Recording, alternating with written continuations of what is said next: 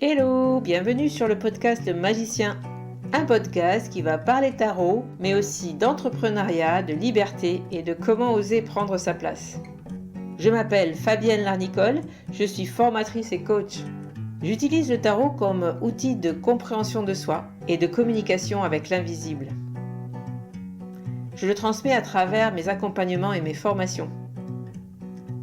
Sur tous ces sujets, je te dévoilerai les coulisses de mon métier et comment le tarot m'a aidé à avancer dans ma vie et à libérer mon potentiel. J'espère que tu pourras y trouver des clés pour vivre ce qui t'inspire. Chaque semaine, seul ou avec mes invités, nous allons explorer ensemble les enseignements du magicien. Alors si tu es prêt ou prête à me suivre, installe-toi et c'est parti pour l'épisode du jour. Et dans cet épisode, je suis ravie de pouvoir te proposer une captation sonore que l'on a pu effectuer lors du Tarot Festival 2023. La captation de la table ronde que j'ai animée qui s'appelle « Éditer un jeu » où j'ai invité 4 acteurs du domaine à venir nous parler de comment éditer un jeu, quels sont les enjeux justement de l'édition, que ce soit de l'auto-édition, que ce soit du point de vue des auteurs édités ou auto-édités. Je te laisse écouter cet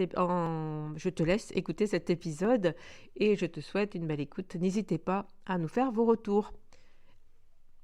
Je vais juste interviewer l'édition. Au Tarot Festival, vous avez vu que il y a énormément de stands où on vend des jeux, que l'édition du tarot, des jeux d'oracle ou des jeux ésotériques ont pris beaucoup d'ampleur.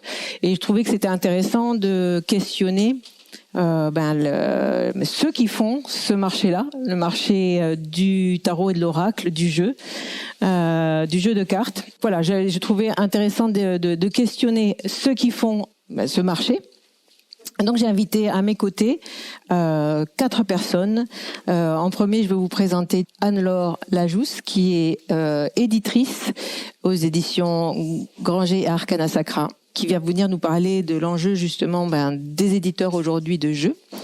J'ai à mes côtés une autrice, je sais pas comment tu veux, voilà, une auteure, autrice et éditrice aux éditions Nitaya, Valérie Mariotte. J'ai à ma droite Emmanuel Iger, qui est auteur et qui produit des jeux édités et auto-édités. Donc elle va intervenir. Et puis nous avons Dimitri, donc le chanteur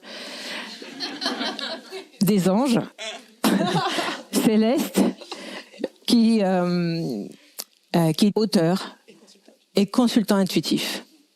Merci à eux d'avoir bien accepté de cette table ronde et j'ai quelques questions à leur poser. Avec grand plaisir, je crois qu'ils y répondront. J'ai 2 petites questions pour chacun. Donc, je vais commencer par Anne-Laure. C'est moi. Anne-Laure, est-ce que tu peux nous parler du processus de publication d'un jeu ? Oui. Nous, donc les éditions Granger et Arcana Sacra, pour situer, elles font partie d'un groupe éditorial Pictos qui réunit plusieurs maisons d'édition. Donc on reçoit beaucoup de manuscrits et de propositions, à la fois de livres, mais aussi du coup de coffrets. On va se concentrer sur ça aujourd'hui, coffrets d'oracle et de tarot.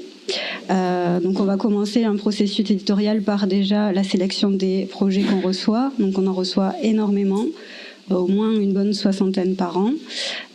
Il faut savoir que nous, sur l'année 2023, dans le groupe éditorial, on a publié une 30aine de titres. Donc il faut vraiment sélectionner sur tout ce qu'on reçoit. On reçoit beaucoup de choses, des projets qui sont très aboutis aussi.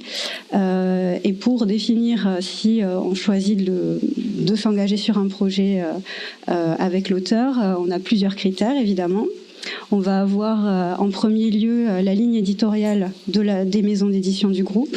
Donc là, principalement les maisons du groupe Pictos qui font des tarots et des oracles, ça va être premièrement les éditions Trajectoire. Donc ils vont avoir une ligne éditoriale très ésotérique, traditionnelle, sérieuse, avec du fond, des textes approfondis. et Grancher qui va avoir plus un accès développement personnel avec des coffrets aussi ésotériques mais un peu revisités. Et pour finir, Arcana Sacra qui a une ligne éditoriale un peu plus originale, on va dire, avec des univers très forts graphiquement, voilà, et des partis pris de réutilisation des codes traditionnels.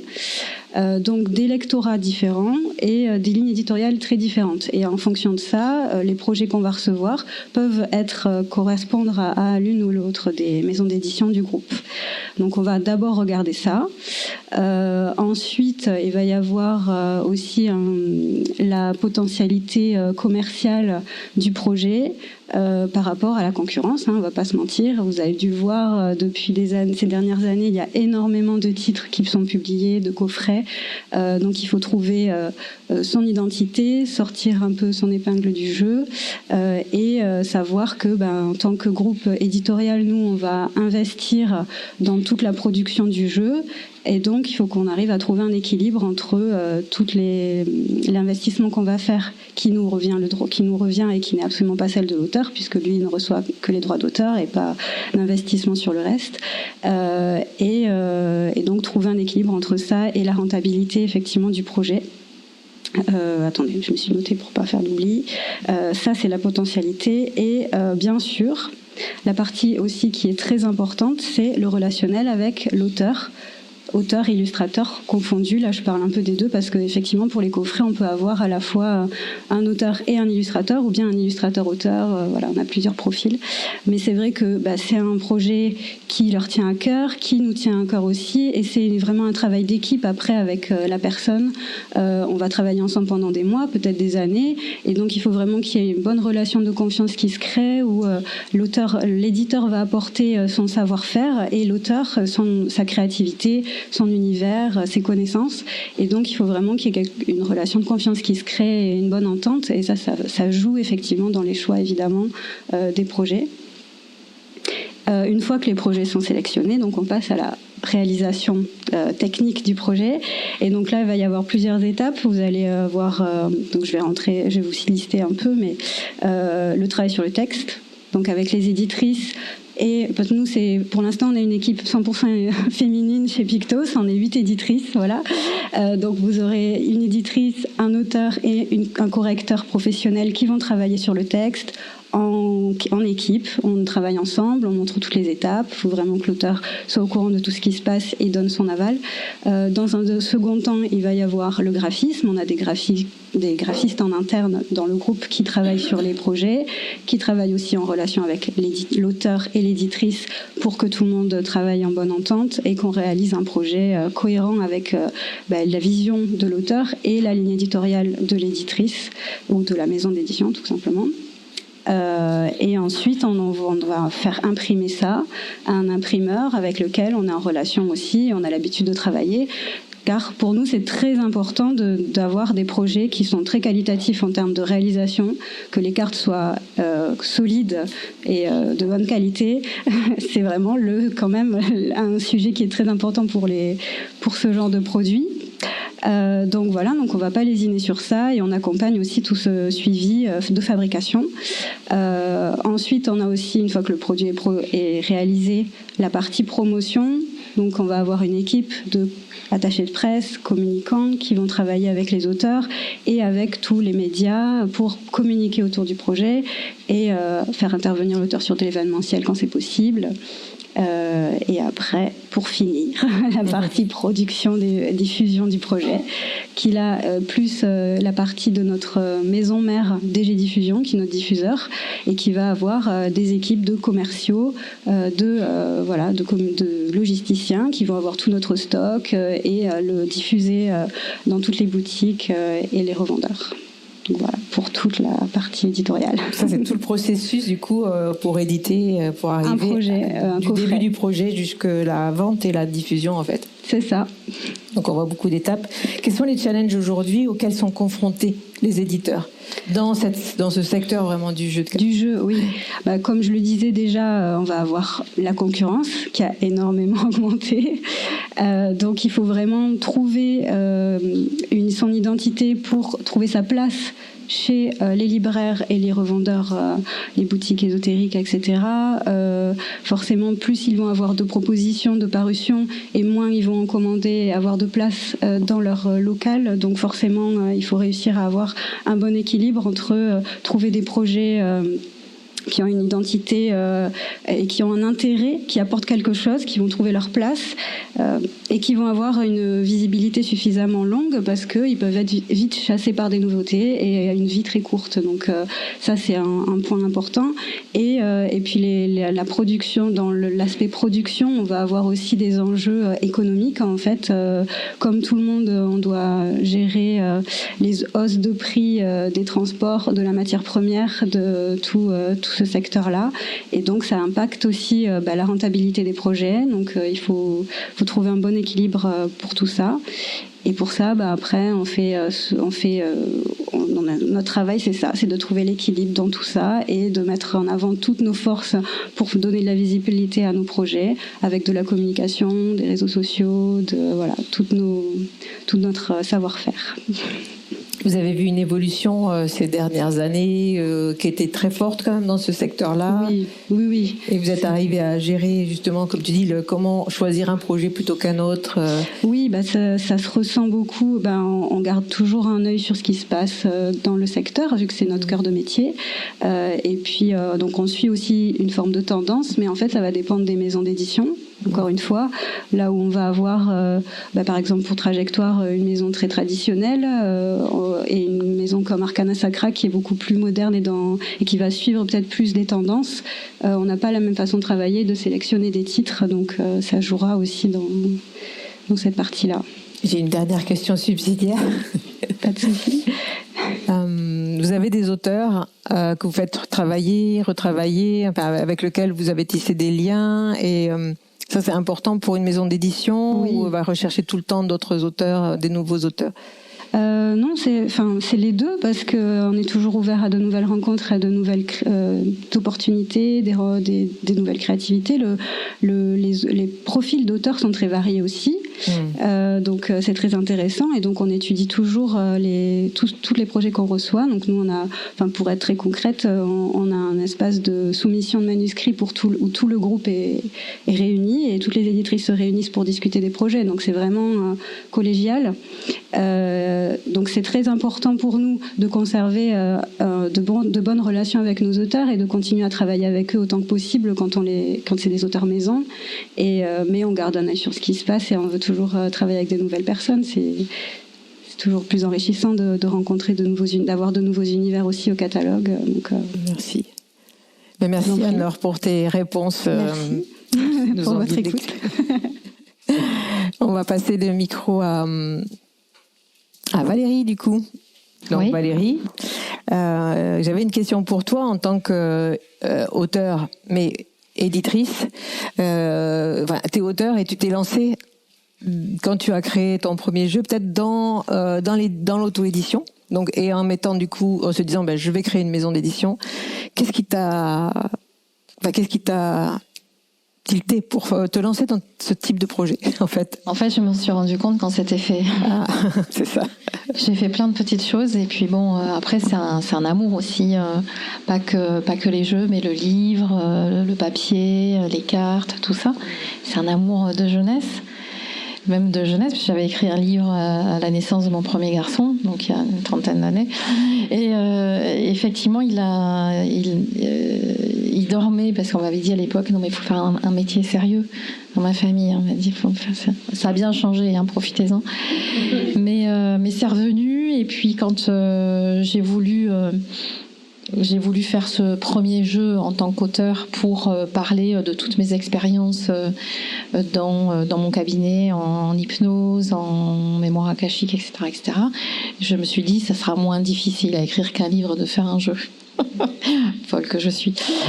Et et puis en fait tout s'est aligné et puis je me suis dit bah tiens pourquoi pas créer une maison d'édition et puis pourquoi pas créer une ligne éditoriale et puis pourquoi pas proposer aussi à des personnes qui pourraient être en alliance avec ma sensibilité d'éditer leurs ouvrages parce que c'est vrai que moi avec mon antériorité je suis assez pragmatique aussi donc ça m'aide bien pour toutes les étapes que tu as énumérées et puis dans lesquelles je me retrouve sauf que moi je suis toute seule. C'est ça, c'est la prochaine question. Du coup, c'était ça. Hein, et toi, tu dois tout gérer de A à Z, à toutes les étapes dont vient de parler Anne-Laure. Comment ça se passe pour toi, du coup? Alors, juste pour finir, écoute, là, ça s'est fait tout seul. J'ai du coup fait cette ligne éditoriale et puis le premier auteur qui est venu à moi, c'est quelqu'un que j'avais envie d'éditer. Donc, quand elle est venue à moi, ça a été vraiment un élan magnifique du cœur. Donc voilà, donc on a fait son premier oracle et puis l'année prochaine, je dis, c'est une première pour le Tarot Festival. L'année prochaine, il y a le tarot qui sort, le marcheur de papier au pays du tarot qui sort. 78 cartes. Ce sera ton troisième jeu. Voilà, ce sera le troisième. Il y a un autre oracle aussi qui est prévu pour 2024. Et effectivement, comment on fait pour tout faire? Bon, alors déjà, je suis pas dans le groupe Pictos, hein, donc évidemment, j'ai quand même beaucoup de moins de choses. Mais effectivement, il y a un enjeu financier déjà, un enjeu économique dont tu parles parce que c'est un pari. C'est un pari. Et puis, c'est vrai que c'était, pour moi, c'était pas du tout un choix commercial et pour Chloé non plus puisqu'elle avait déjà auto-édité son jeu mais que je voulais vraiment lui donner une nouvelle dimension. Donc mais bon, je me suis rendu compte au fil des années que quand le premier choix vient du cœur, finalement on s'y retrouve d'une façon ou d'une autre. Donc je me dis bon, faut que ça continue un peu comme ça. Mais effectivement, il y a des enjeux financiers parce que on prend en charge beaucoup de choses, que effectivement entre le premier ou le deuxième il y a eu pas mal d'augmentations, le dollar, le ci, le là, le papier, le machin, le bidule, tout quoi. Et voilà. Mais comment on fait pour tout faire? Alors moi, je pratique le Miracle Morning ou Morning Miracle. Je sais pas si vous connaissez. Alors il y a un truc formidable, c'est que plus on vieillit et moins on a besoin de dormir. Donc en fait, j'essaye de pas prendre mon dernier cycle de sommeil et de me lever parfois 4h30, parfois maximum à 6h du matin, ça c'est sûr, c'est la grasse mat. Bon là, j'ai fait la grasse mat ce matin parce que je voulais pas réveiller mon homme, mais sinon c'est ça en fait le secret, puis d'être hyper organisé. Et puis en fait c'est la théorie des petits pas, une chose à la fois. Comme je me suis pas rendu compte que j'avais fait une maison d'édition, finalement aujourd'hui je peux dire je suis éditrice, mais n'importe qui peut le faire parce que en fait j'ai pas dit je vais être éditrice, j'ai fait un truc et puis un machin et puis un autre petit pas et puis je suis arrivée, j'ai dit tiens ça c'est fait. Voilà. Alors j'ai des objectifs bien évidemment, je sais pas ce que ça deviendra. Mais comme tout, en tout cas, j'aurais essayé. Mais c'est ce que je souhaite à tout le monde, c'est qu'on soit auteur, qu'on soit éditeur, qu'on soit créateur, qu'on soit, je sais pas, quoi qu'on fasse dans la vie. Au moins, quand je tirerai ma révérence, je dirais ça a marché, ça a plus ou moins bien fonctionné, mais j'ai fait quelque chose, j'ai entrepris quelque chose. Et voilà, j'ai envie d'entreprendre encore longtemps. Donc merci de votre présence, merci si vous nous aidez aussi un peu à grandir. Allez, il est là, un petit message, un petit placement de produit là. Mais en tout cas, et puis merci à toi Fabienne de m'avoir donné cette opportunité, non pas de parler, mais de faire quelque chose d'un point de vue énergétique qui est très important, c'est de m'ancrer vraiment dans ce rôle-là qui me tient de plus en plus à cœur. Donc je te remercie beaucoup parce que c'est un ancrage énergétique et physique important. Et merci à vous. Voilà, je sais pas si c'était tout. C'était très bien. Merci. Tu vas le garder. Ah bon, d'accord. Parce qu'ils en ont un. Il y a une autre question? Il n'y en avait que deux, normalement. Oui. Non, je crois que tu as fait le temps. On va laisser le temps, du coup, peut-être un peu de temps pour les questions du public. Merci en tout cas pour ton intervention. Dimitri, donc l'ange des bois. Non, c'était pas ça. Donc nouvel auteur, ça fait tu as sorti là 2 oracles, dont un qui est sorti hier, je crois, ou avant-hier, je sais pas, c'est quelque chose comme ça, en très peu de temps. Et pour te suivre sur les réseaux sociaux, c'est des projets que tu avais depuis longtemps. Donc, est-ce qu'on entend bien là, Dimitri? Oui, on entend. Bon, qu'est-ce qui t'a déclenché l'envie de te lancer dans la création d'un jeu? dans ces projets. Et puis, tu en as fait beaucoup, du coup. Oui, il y a beaucoup de choses qui sont en cours et qui vont arriver. La création d'un jeu, en fait, c'est arrivé assez tard. C'est arrivé en 2019. Mais l'écriture a toujours été là depuis tout petit, puisque moi, j'écrivais des romans. Voilà. Puisque je suis fan aussi de lecture. Donc, puisque lire, c'est plonger dans des histoires, et je pense que quand on a la passion de la lecture, et bien on a envie en fait de créer ses propres histoires en fait, pour faire voyager, rêver les autres personnes, comme nous on a pu rêver et voyager grâce à des auteurs, et j'avais envie de ça en fait, puisque l'écriture, je trouve que c'est apporter de la beauté. Avec l'écriture on peut tout faire ressentir, et donc ça m'a animé depuis tout petit, sauf que je pensais, si j'étais édité un jour, je me disais que ça serait pour des romans, mais la vie est surprenante, effectivement. Finalement, j'ai dit, je suis publié pour des jeux et pour des livres de développement personnel, donc rien à voir avec les romans. Ça viendra peut-être. Oui. Mais c'est vrai que le premier jeu qui m'est venu, c'est en 2019-2020. Ce qui a déclenché ça, c'est que je me suis reconnectée à ma spiritualité en 2019, et un an après, je suis tombée malade. J'ai eu un cancer. Et c'est ça il est venu. Je l'ai canalisé, les messages sont venus, et je l'ai écrit en une seule fois. J'ai pas retouché les textes. C'était vraiment de la canalisation. C'était la première fois que ça m'arrivait. Et c'est pour ça que cet oracle est très important. C'est celui d'ailleurs qui est sorti là, maintenant.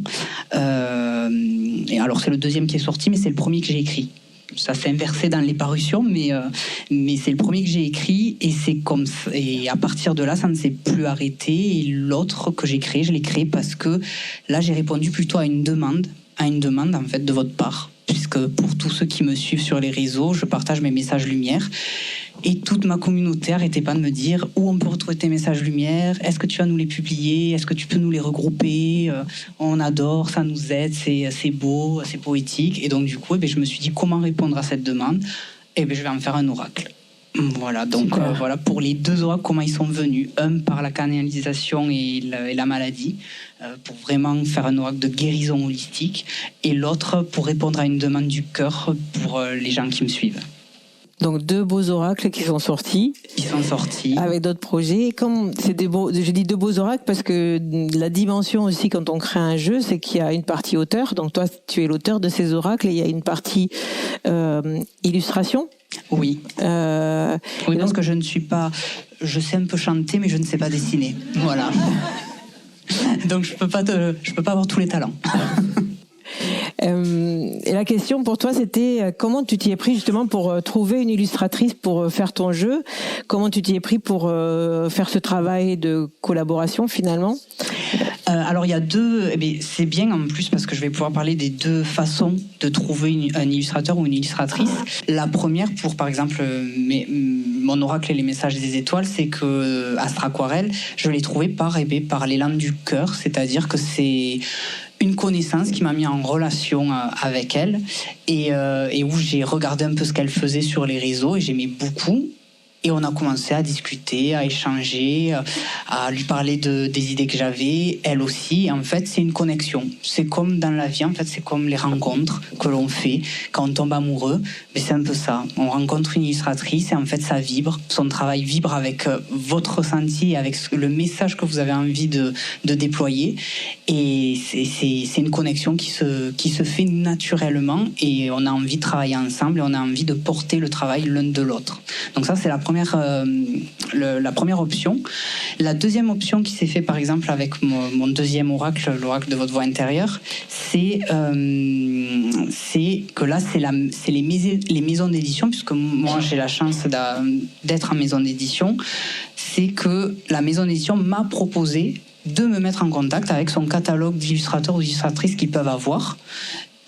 Quand vous n'avez pas d'idée, que vous ne savez pas dessiner, ou que vous n'avez personne en contact, les maisons d'édition peuvent vous mettre en relation directement avec un catalogue qu'ils ont de certains illustrateurs et illustratrices qui pourraient correspondre à votre univers. Et c'est ce qui s'est fait avec Stéphanie Gras. On m'a mis en relation avec elle, et en fait, pareil, dès qu'on s'est rencontrés, ça a été un gros coup de cœur, et dès que je lui ai parlé de mon projet, elle a de suite compris. Bon, ce qui aide, c'est que c'est une illustratrice qui est médium. Donc forcément, elle a plus pour se connecter à la personne et au projet, elle a un côté un peu plus facile forcément, puisque j'ai eu l'impression qu'elle rentrait dans ma tête quand j'ai vu les illustrations. Mais c'est les deux formes qu'on peut retrouver pour trouver quelqu'un qui illustre vos projets.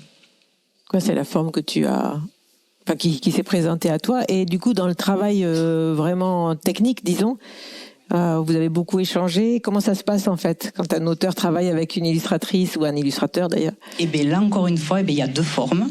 Et c'est ça que j'aime. C'est que par exemple, avec Astraquarelle, c'est beaucoup de communication, c'est à savoir quasiment tous les jours au téléphone, en visio, à s'envoyer des... Parce qu'il faut savoir qu'Astraquarelle, elle n'est pas d'ici, elle est de Marseille, donc on ne pouvait pas se voir.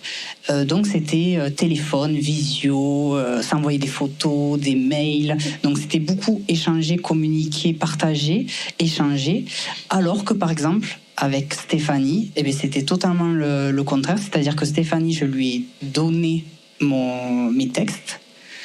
On s'est rencontrés une fois, je lui ai parlé du jeu, de mon histoire qu'il y avait derrière, etc. Et à partir de là, elle a fait tout de son côté en termes d'illustration et elle m'a montré les illustrations à la fin. Donc je peux vous dire que je flippais un peu. Voilà, surtout que moi je m'étais habituée à travailler d'une certaine façon avec Astraquarelle, à échanger tout le temps. Et là avec Stéphanie c'était le contraire. J'avais des nouvelles d'elle, mais elle me disait j'ai avancé, j'ai fait ça, j'ai fait ci, mais je n'avais pas le droit de voir. Donc vous comprenez que c'était un peu frustrant. Et c'est là que ça matche quand même aussi. Bon après je pense que son côté médiumnique aide, parce que forcément elle s'est vraiment connectée à mon intérieur. Il y a plein de détails dans ce jeu qui, j'ai l'impression, voilà, qu'elle a vu mes rêves, mes symboles, tout ce que, parce que c'est incroyable, mais elle est très talentueuse. Mais voilà, c'est deux façons de travailler différentes. C'est soit l'illustrateur, vous laissez faire l'illustrateur, l'illustratrice, vous le faites totalement confiance et vous dites bon ben ok, je verrai à la fin et Inch'Allah. Et sinon après, ben, vous pilotez à deux. De A à Z le projet en vous montrant, voilà, moi Astraquarelle à chaque fois elle me montre le croquis d'abord, je le valide ou je ne le valide pas, ensuite elle passe à la couleur, elle fait des tests couleurs, elle m'explique un peu ce qu'elle va faire. C'est deux façons de faire différentes. Ça doit dépendre de la façon de travailler de l'illustratrice ou de l'illustrateur. Dans ton cas c'est des illustratrices, mais... Et parfois de l'énergie du jeu, parce qu'il y a certaines illustratrices, ça va de suite, il va de suite y avoir un truc, ils vont de suite être connectés à votre projet et ça va se faire tout seul. Et parfois, eh bien, ils ont besoin d'avoir un peu plus de détails, donc ils aiment bien parler avec vous, que vous donniez certaines images, parce que parfois, moi, j'avais certaines cartes que je voyais très précisément en tête, mais que voilà, 0 plus 0 là, égale la tête à Toto au niveau dessin.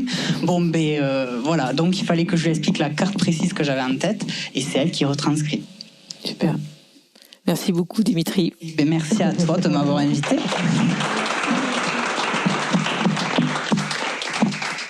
Et on va passer du coup à ma chère amie Emmanuelle. Bonjour. Bonjour. Vous pouvez nous retrouver demain matin pour devenir tarologue. Et donc, devenir tarologue, la transition, c'est que c'est un jeu qu'on a autopublié. Non, c'est pas un jeu, c'est un livre. Pardon, c'est un livre, pardon. C'est un livre qu'on a auto-publié. Donc, c'est vrai que c'est les questions que je voulais te poser, je trouvais intéressant ton expérience, du coup, de personnes, auteurs, publiés. Donc, livres, jeux, publiés. Et aussi, du coup, toute une partie de jeux et de livres auto-publiés. Oui. Et donc, pour toi, c'est quoi l'enjeu de ces deux c'est quoi la différence entre les deux pour toi? C'est différent. Alors, un projet, il va aller d'un côté ou de l'autre selon plusieurs critères. Déjà, pour mon Marseille White, mon tarot de Marseille White, pour moi, c'était extrêmement important qu'il soit publié par une vraie maison qui puisse le mettre en librairie, etc. Parce que c'était vraiment un travail duquel je pense qu'il apportait quelque chose au monde du tarot, parce que c'est un tarot qui se veut vraiment plus simple et plus accessible aux débutants. Donc pour moi, c'était important qu'il soit accessible au plus grand nombre. Donc, comme c'était un tarot qui se voulait grand public, c'était logique de passer par un vrai éditeur qui allait pouvoir le porter avec la qualité de réalisation de chez Pictos. Donc, ça, pour moi, c'était clair que ça devait être publié professionnellement. Par contre, il y a d'autres jeux que j'ai pour lesquels ça ne fait pas sens pour un éditeur de les prendre parce que ce serait un trop grand risque. Par exemple, mes 78 tirages, c'est moi qui les ai faits. Ça s'adresse pas à tout le monde, ça s'adresse à ceux qui savent déjà très bien lire les cartes et qui n'ont pas besoin qu'on leur explique comment se servir du coffret. Donc du coup, ça restreint énormément le champ, ça restreint le public et le coût de fabrication reste élevé. Donc ça, je pense que pour une maison d'édition, c'est trop difficile de rester à l'équilibre. Et cependant, c'est un projet que je voulais absolument réaliser. C'était no way. Voilà, donc c'est un peu comme Valérie t'a dit tout à l'heure que ça s'était fait tout seul et que tu n'avais pas posé la décision de rentrer là-dedans. Puisque le projet devait être fait, il fut fait. Et c'est après que tu te rends compte que tu te débrouilles pour tout. Donc, tu sais pas utiliser Photoshop, t'apprends. Tu trouves ton fournisseur, tu payes la douane. Et surtout, tu as un autre critère qui est important, c'est que c'est un projet que je peux mettre à la poste parce qu'il fait moins de 3 cm de haut. Ouais, ça c'est important. Et donc ça fait que Emmanuelle, le matin, elle fait les petites étiquettes, elle prend son sac, elle met les 78 tirages qui ont été achetés sur son site et elle va à la poste physiquement. Et comme Anne-Laure parlait tout à l'heure de la problématique d'équilibre, c'est une problématique qui est très très difficile parce que souvent on me dit mais pourquoi tu t'embêtes à les mettre à la poste toi-même ? Oui, mais si je paye quelqu'un pour le faire, c'est ma marge, donc autant pas travailler. Donc c'est quelque chose qui demande pas mal d'investissement personnel et financier aussi.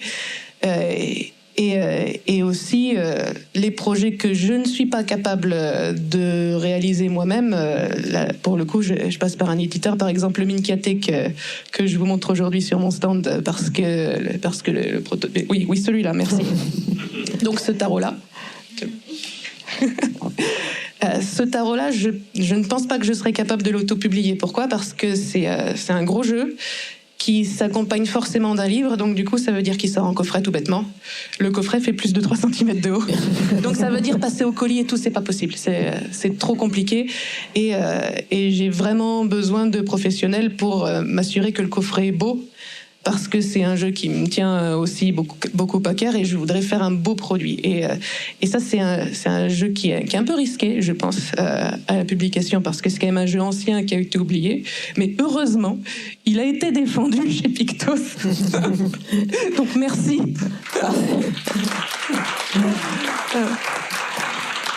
Et donc il sort en coffret l'année prochaine, en octobre 2024. Et donc sous un coffret de taille raisonnable et de qualité professionnelle. Et donc j'en suis très contente, merci.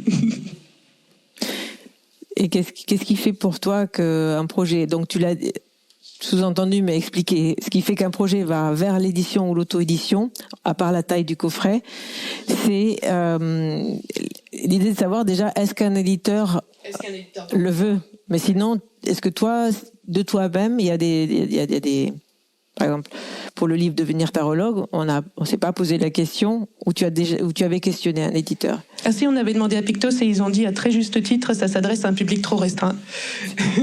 Donc à chaque fois, c'est ça qui l'enjeu, de savoir à qui on s'adresse, à qui on va pouvoir le vendre. Et donc c'est ça la différence un petit peu des deux projets. C'est pas pour toi, c'est vraiment quand tu crées quelque chose, tu sais déjà ce qui va être publié ou auto-publié, ou à l'avance, tu sais pas. Tu crées et puis après tu vois. Oui, je sais pas à l'avance. Je sais le projet que je veux absolument sortir. Et ça, j'ai pas du tout envie de céder là-dessus parce que c'est des choses qui sont importantes pour moi. Je pense que ça apporte quelque chose.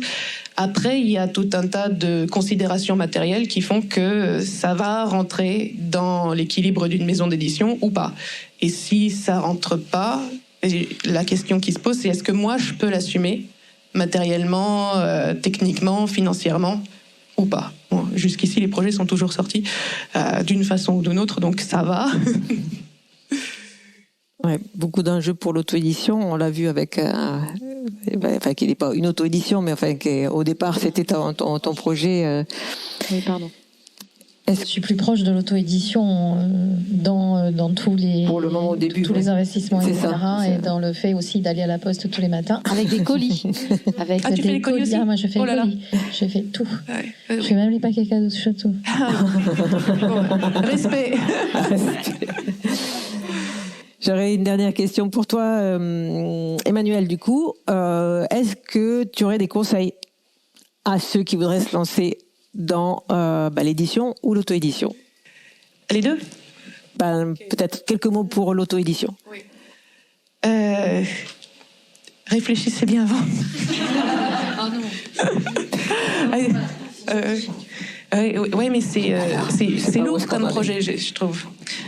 C'est un projet que vous allez devoir mener de A à Z pour avoir un résultat professionnel sous toutes ses facettes. Donc pour ça, il faut vraiment beaucoup travailler. Il ne faut pas hésiter à se faire aider. Il ne faut pas hésiter à investir, c'est-à-dire payer des gens qui savent faire les choses que vous ne savez pas faire. Ce n'est pas forcément évident parce qu'il faut le sortir, l'investissement. C'est pas facile, mais c'est un pari, c'est un risque, et ça vaut le coup de prendre ce risque pour avoir un produit qui après se tient. C'est aussi un travail qui peut être très solitaire parce qu'on est avec son projet, on est avec son bébé. Le conseil que j'aurais envie de donner, c'est ouvrez, montrez le truc à des gens. Demandez à votre entourage, demandez à vos amis, demandez aux gens qui vous connaissent pas ce qu'ils en pensent, ce qu'ils pensent que vous pourriez changer, etc. Parce que ils verront des choses que vous voyez pas.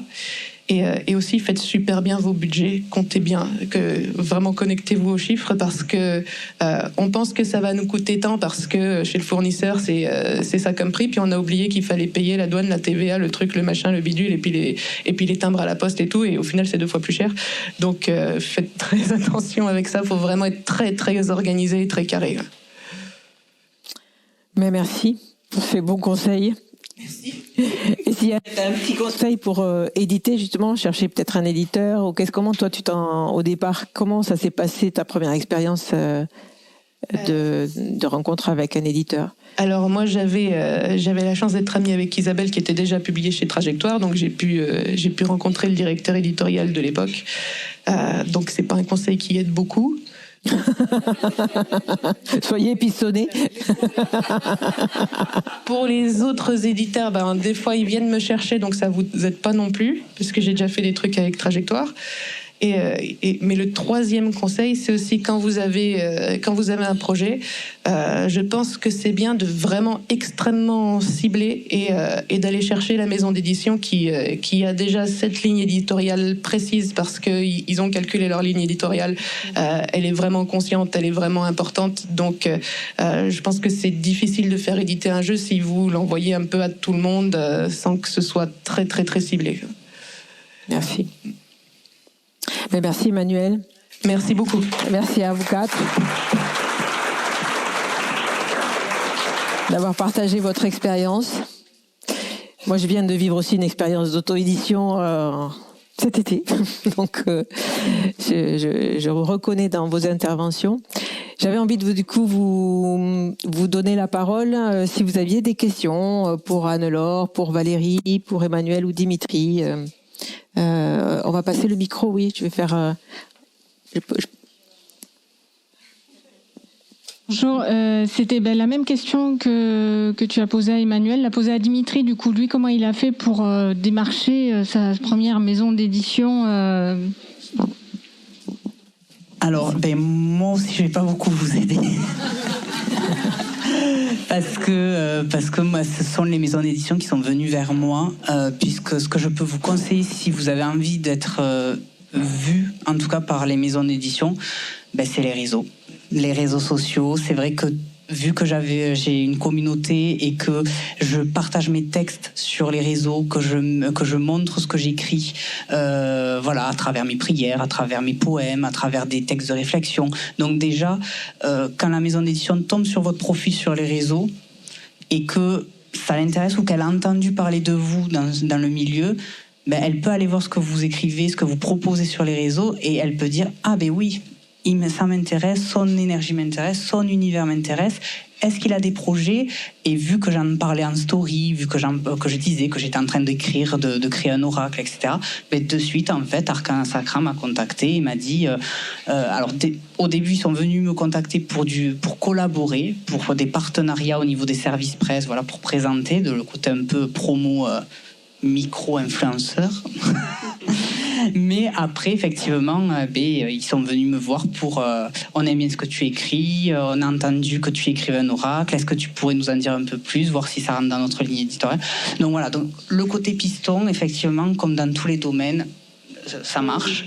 Mais sinon, après, effectivement, c'est de cibler les maisons d'édition dans lesquelles vous voulez rentrer. Ou alors, c'est tout l'inverse, c'est qui tout double.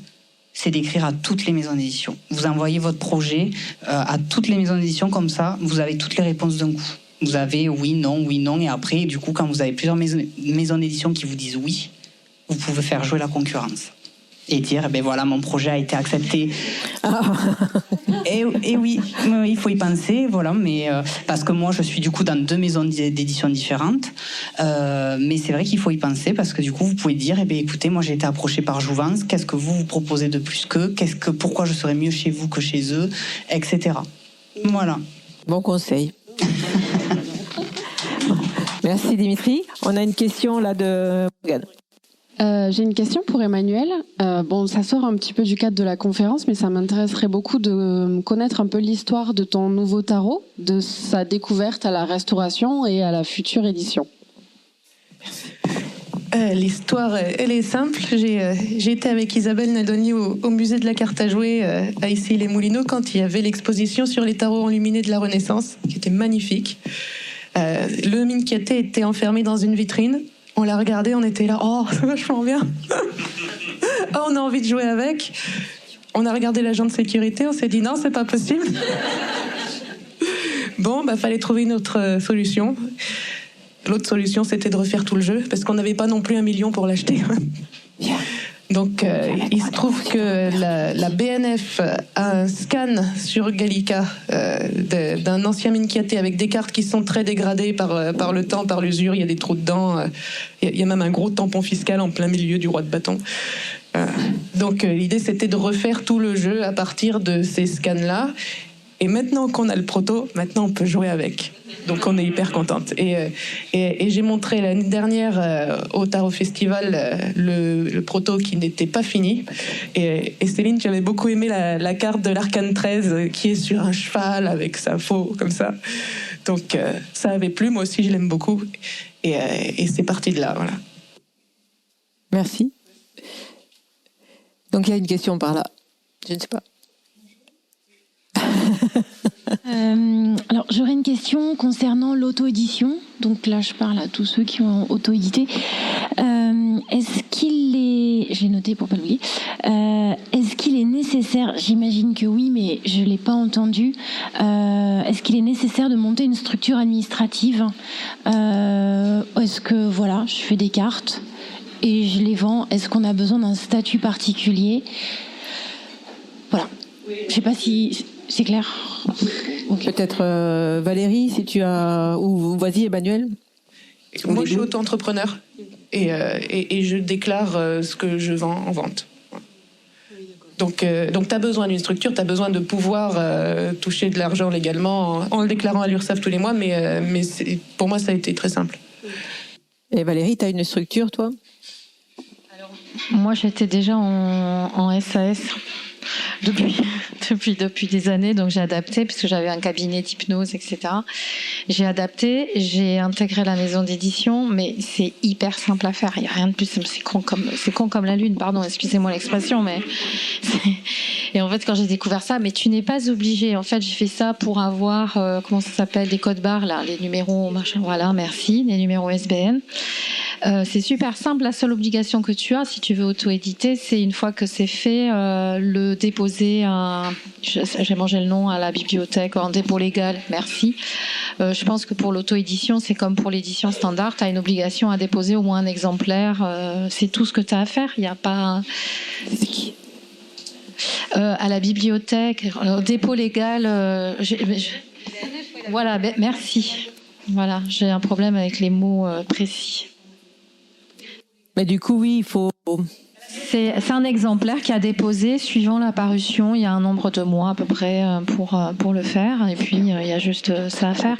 Après, pour même créer la structure, enfin avoir des numéros ISBN, il suffit d'aller sur un site, je ne sais plus comment il s'appelle, Ça, c'est de l'information. Hein.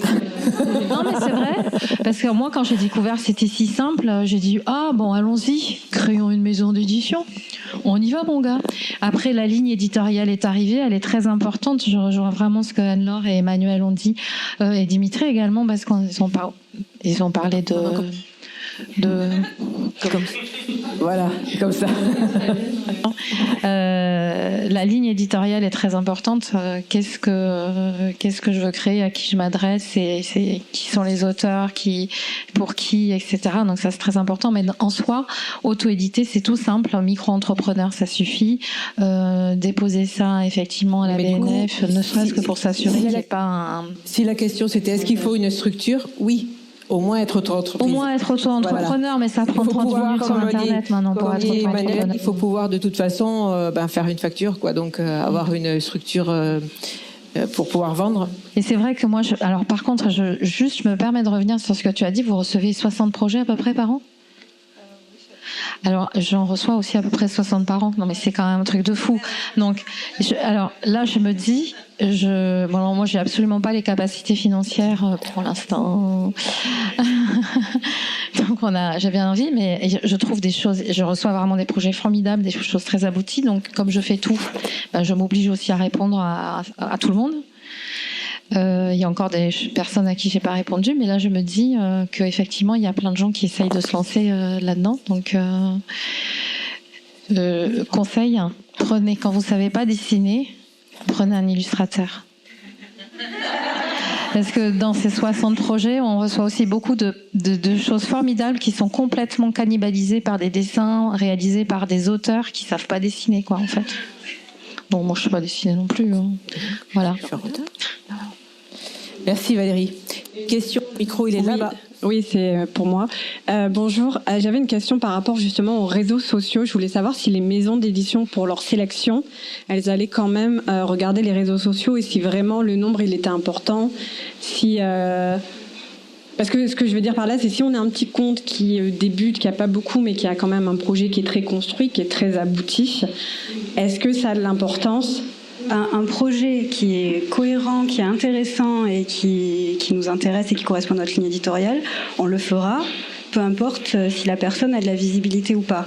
Après, évidemment qu'un projet porté par quelqu'un qui a une communauté et qu'on sent qu'il y a de l'engagement sur la communauté, parce qu'on sait que les chiffres, ça suffit pas, il faut aussi qu'il y ait une communauté qui les suive, ça peut apporter un argument supplémentaire à un projet. Maintenant, ça suffira pas non plus si derrière, ça nous intéresse pas ou ça correspond pas à notre ligne.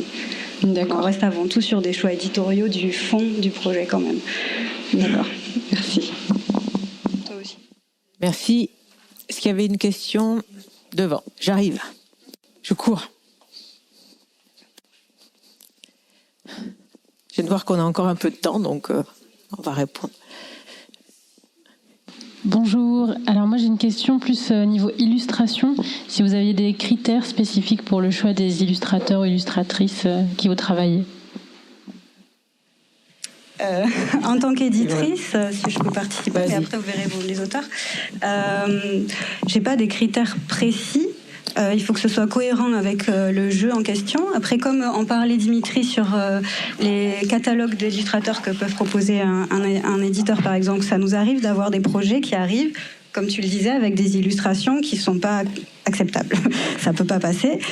Mais si le fond nous intéresse, on peut pousser l'envie en proposant des illustrateurs différents à l'auteur, et à ce moment-là, ce qui résonnera en lui pourra peut-être se concrétiser. Maintenant, ça va vraiment dépendre de l'identité du projet. Donc, il y aura pas, on peut pas, enfin, on n'a pas le même style graphique sur tous nos jeux et tous les coffrets. C'est pas possible. Ça va vraiment être une identité. Ça fait partie de la force du jeu, l'identité graphique. Donc nous, en tout cas, moi je parle en mon propre, en mon nom. Mais en tout cas, voilà, nous, c'est le projet qui crée qui a son identité, c'est pas la ligne. j'ai pas un catalogue. Disons que on a des illustrateurs avec qui on a déjà travaillé, et puis on veille, comme quand on veille sur des auteurs qu'on peut trouver sur les réseaux sociaux. On voit aussi des comptes Instagram d'illustration, et parfois on démarche des illustrateurs de cette manière pour leur proposer des projets. Ça nous arrive. Oui, on reçoit aussi des propositions d'illustrateurs. Oui. Merci. J'ai une question là. Oui, j'ai une double question. Une question sur le marché. Est-ce qu'on a une idée du nombre de jeux tarot oracle qui paraissent en France par an? Ça, c'est la première question. Et la deuxième question, est-ce qu'il existerait un service ou une structure qui mettrait en avant les jeux auto-édités, voire même qui proposerait des solutions en termes de fabrication? Il y a une colle là. Alors, j'ai plus en tête, mais les personnes j'ai quelqu'un qui s'est édité comme ça, il y a une structure qui propose d'accompagner l'auteur, le créateur, pour tout ce qui est fabrication, réalisation, à des tarifs très intéressants. J'ai plus idée de comment ça s'appelle, mais ça existe. C'est-à-dire que vous arrivez avec votre projet, il vous prend une certaine somme. Bon, c'est normal, mais qui est quand même de l'ordre du raisonnable, et vous pouvez conserver l'identité de votre projet, alors que l'identité soit bonne ou mauvaise, en tout cas c'est la vôtre, celle que vous avez choisie, et qui vous conservez l'identité de votre projet, et on vous fait imprimer. Il passe par des imprimeurs en Chine, on va pas se mentir, il y a quand même une qualité d'édition qui est bonne, d'impression qui est bonne, pas d'édition. Et donc là, ça peut vous amener et rester complètement autonome dans vos processus et avoir une qualité de jeu professionnelle. Et c'est des quantités, vous pouvez faire même, 500 exemplaires, un truc comme ça. Voilà. Mais j'ai plus le nom. Mais cherchez ça existe.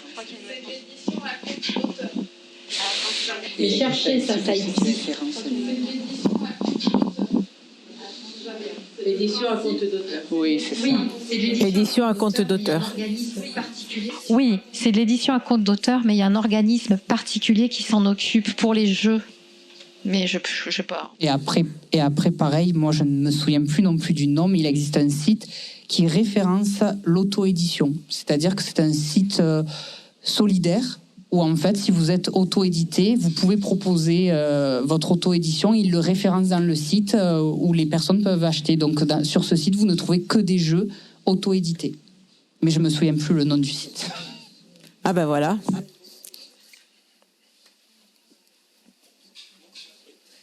Donc mettez votre micro comme ça. Voilà. Bonjour. J'avais une question tout à l'heure. Vous avez parlé de déposer à la BNF, c'est ça? Et est-ce que l'INPI, c'est quoi la différence avec... C'est pas tout à fait la même chose, mais... L'INPI, c'est les marques... Enfin, je sais pas si on auto-édite, est-ce qu'il vaut mieux pas d'abord déposer à l'INPI ou... Si vous avez peur, vous pouvez. C'est une question. C'est une protection par rapport à quelque chose qu'on pourrait vous prendre. Mais c'est pas indispensable. Après, il suffit de vous envoyer un propre courrier recommandé pour faire... Oui, j'avais entendu parler de ça, oui. On va pas se prendre la tête pour pas grand-chose. Ok, voilà. C'est parce que du coup, je savais pas la différence. Oui. Ah oui, j'ai entendu. Mais nous, on enregistre. Je sais pas si tout le monde a entendu, par contre. C'est pas grave. Oui. Ah, pardon.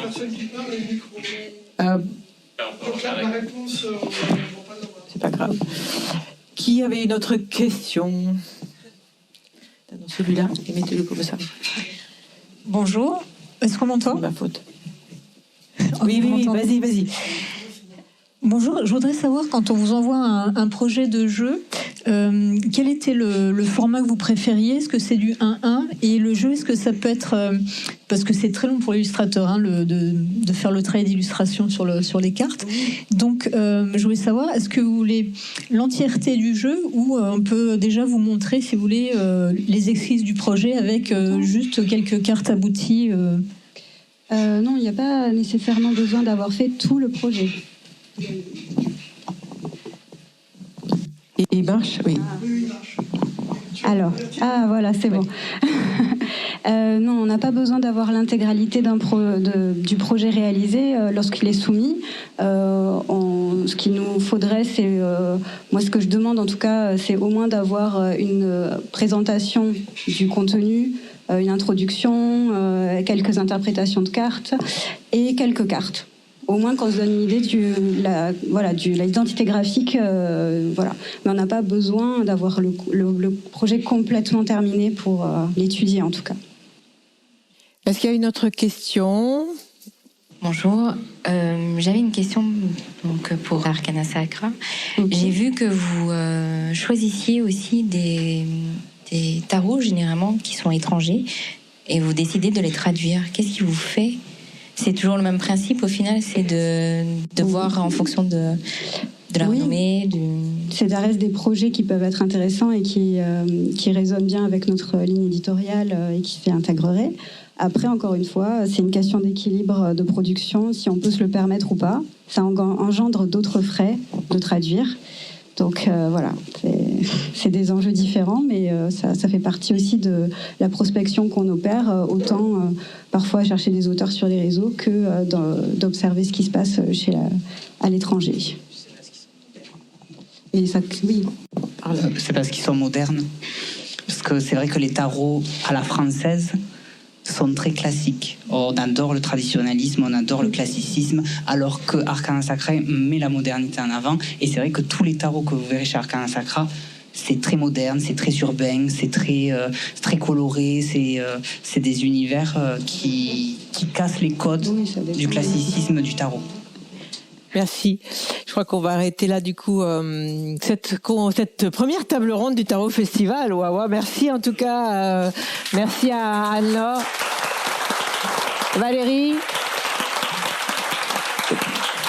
à Dimitri et à Emmanuel. Donc vous pourrez retrouver Valérie, Emmanuel et Dimitri sur leur stand et Anne-Laure, elle est par là dans le festival encore toute la journée avec Céline aussi qui est éditrice aux éditions Trajectoire. C'est ça, elles sont là. Merci beaucoup, merci à tous. Merci beaucoup. Bon, ça en est sorti. Il fait vachement chaud. Check. Ah oui, on devait faire une photo. Oui, on y va. Voilà la fin de cet épisode. Merci de l'avoir écouté. N'oublie pas de t'abonner pour ne pas manquer les prochains. Soutiens le magicien en laissant un avis ou un commentaire sur ta plateforme préférée, Spotify ou Apple Podcast. De mon côté, il me reste à te souhaiter une excellente suite de l'aventure. Où que tu sois, on se retrouve très vite pour un prochain épisode. Bye bye!